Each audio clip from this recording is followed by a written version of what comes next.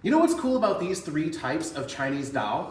All three of them were being used to train soldiers and saw action on the battlefield in the early part of the 20th century. Let's talk about them.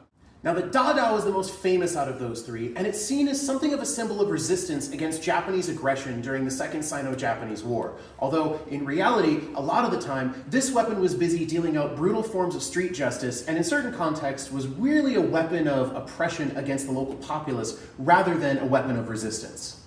The Miaodao also saw some action during China's warlord period, with Miaodao troops being introduced into the army of the warlord Cao Kun, primarily as support for his artillery units.